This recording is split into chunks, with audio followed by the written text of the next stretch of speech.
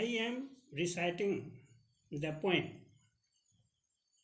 The way a crowd shook down on me the dust of snow from a hemlock tree has given my heart a change of mood and saved some part of a day I had lived.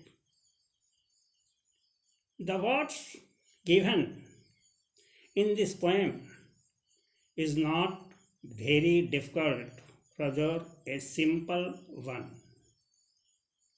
Hemlock tree, a very poisonous tree, and the crow.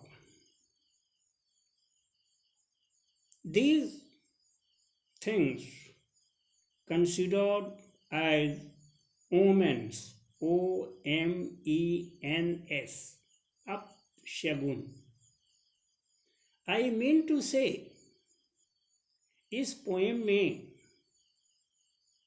जो भी घटना घटती है poet के साथ, वो घटना तो प्रिय होता है पोएट के लिए, जबकि प्रिय होता कोई संकेत नहीं है. यदि संकेत के हिसाब से सोचा जाए तो ऐसा प्रतीत होता है कि कुछ अपशगुन होगा, लेकिन इसके विपरीत उसके साथ अच्छा ही होता है. हमारे कहने का अर्थ ये है कि पोएम को समझने के लिए उसके शाब्दिक अर्थों से जो मीनिंग निकलता है वह काफ़ी नहीं होता है, बल्कि उसकी निहित भाव को समझना पड़ता है. अब मैं हिंदी के एक कविता या पोएम का 2 लाइन्स आपको पढ़कर सुनाना चाहता हूँ, जिससे कि आपको पता चले कि शब्द क्या होते हैं और उसके अर्थ क्या निकाले जाते हैं या निकलते हैं.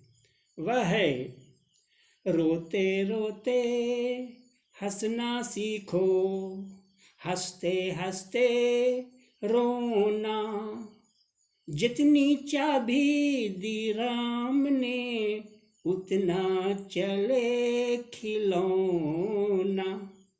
अब इस कविता का अर्थ या ये सोचोगे कि राम जी के समय में कौन सा खिलौना था चाबी वाला, और उन्होंने किस खिलौने में चाबी दिया, तो इसका अर्थ स्पष्ट नहीं हो पाएगा.